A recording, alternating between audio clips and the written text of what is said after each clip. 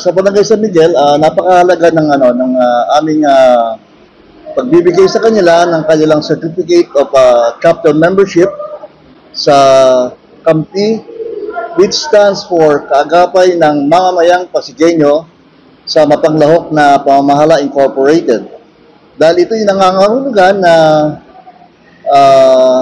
amin ang inoorganisa ang lahat ng mga organisasyon, mga HOA, at lahat ng mga sectoral organizations from the PWD, solo parents, women's empowerment, and so forth and so on, mga seniors, para kami ay magsama-sama at aming makausap ang lahat ng mga tao sa aming komunidad para maiparating naman namin sa barangay ang mga napakahalagang pangangailangan ng aming komunidad, and in so doing, pag ito'y nakarating na sa barangay, hopefully that they will evaluate, review everything, at ito ay ma-translate nila into delivery of basic services para sa tao.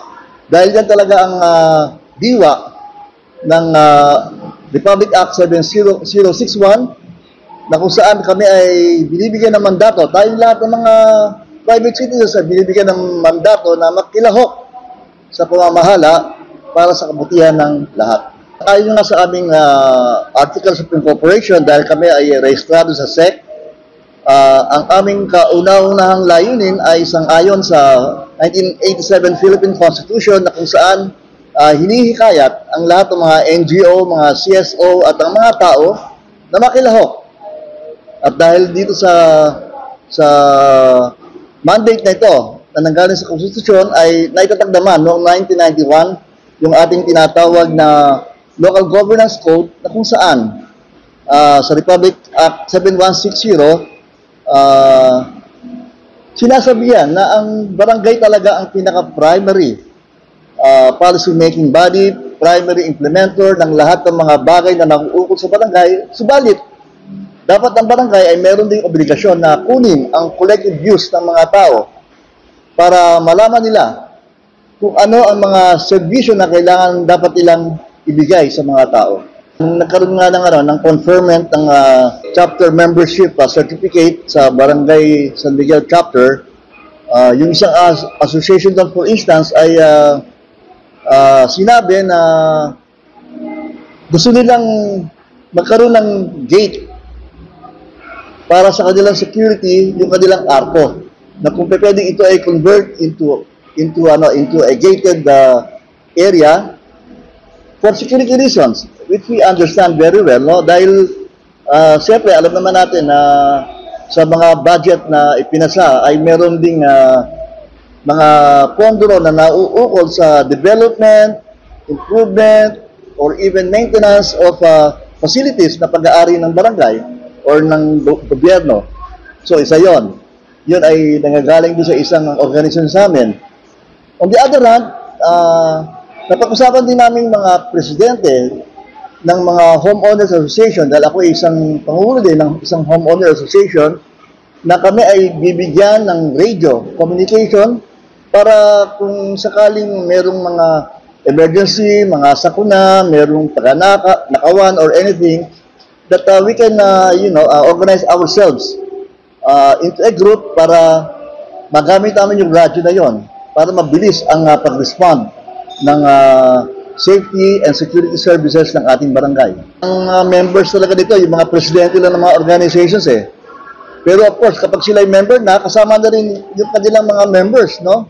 At sila ay aming tutulungan para sila ay maging isang aktibo at tunay na mga organisasyon na kung saan nagiging very productive sila, na kung saan mayroong pakinabang ang kanilang mga members at ang kanilang mga community. At kami naman, on our part, that we can give them education na kung paano nila mapapalaganap ang kanilang mga layunin bilang isang civil society organization, no? So maraming mga bagay, no? Of course, it will have to start with education, and then it will also follow with intercommunication, pag-uusapan, mga talakayan, hanggang makabuo ng mga bagay na ipapasa sa barangay. Ito'y kanilang pag-usapan din sa barangay. Paano niyo po balak palakasin at palawakin ang inyong chapter? Una-una, sa ngayon, siguro dito sa Barangay San Miguel Chapter, merong mga 15 ng organisasyon o mga pangulo ng mga organisasyon na sumama sa amin. So, amin din pong hihikayatin yung iba pang mga presidente ng ibang organizations, katulad ng mga namamahala or organization that pertains to the PWD, yung sa seniors, sa solo parents, sa mga women empowerment, at sila sama-sama kami, magkakaisa kami, para yung ang sinasabi sa 7160 na collective view na dapat maibigay sa barangay ay makarating. Dahil ang collective view ay pwede lamang maibigay kung ang mga tao ay nagkakasama-sama, nag-uusap-usap, at nagbibigay ng isang sentiment sa ating mga pamunuan. Actually, nagsimula kami nung Enero lamang. Yung aming SEC registration na natanggap lamang namin noong February 6, pero napakabilis ang pangyayari. Dumami ang naging members namin. Sila ang tinatawag namin mga chartered members or founding members, and most of them come from various barangays. No? There are 30 barangays in Pasig. Sa ngayon, 22 na ang mga barangay na kung saan meron kaming mga kasapi or members, and we are now asking them to really get organized para masimulan ito. Of course, ang aming organisasyon, nagsimula kami, wala kaming pondo, we do not have any seed fund, pero we make do with whatever we have, no? Para yung mga maliliit na pang gastos like yung mga pang merienda kung kami nagmi-meeting and so forth and so on, naman, sabi nga natin, God provides, no? Kahit na kami walang pondo, nangyayari, yung mga layunin namin ay nagaganap, no? Sa ngayon,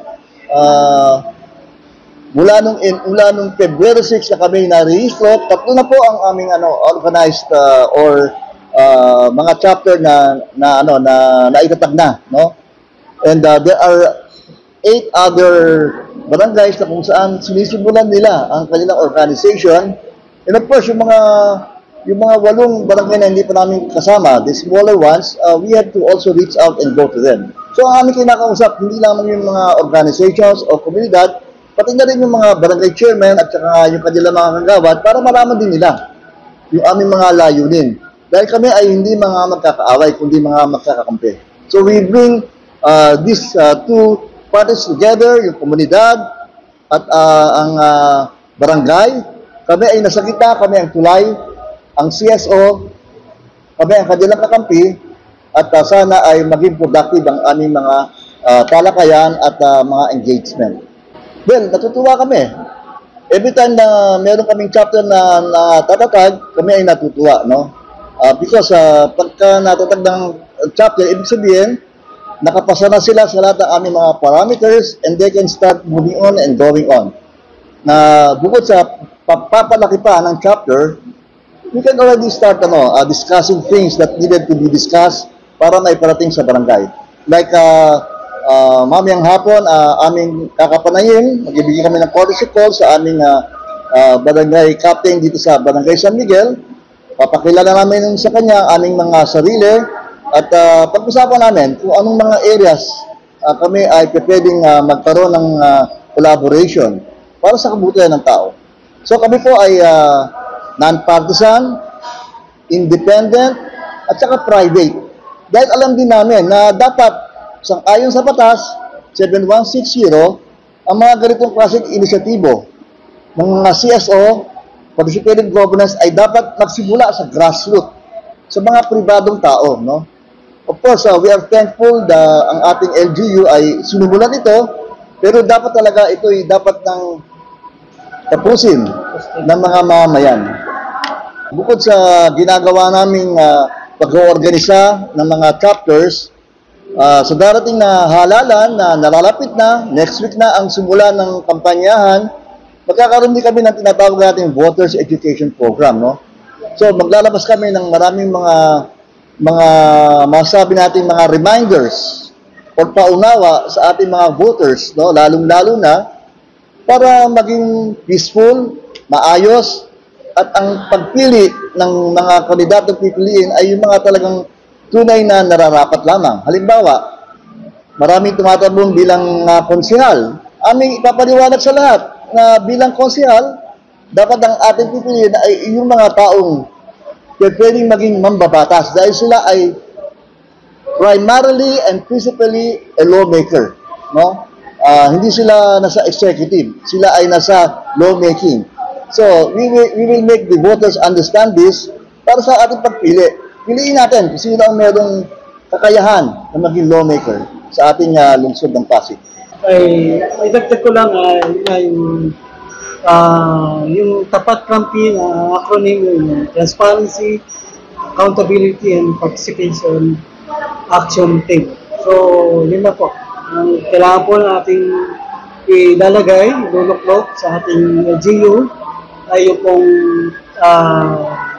alam po yung transparent po sa kanyang pagiging pamumuno. Maraming salamat. Maraming salamat po, Attorney and Vice.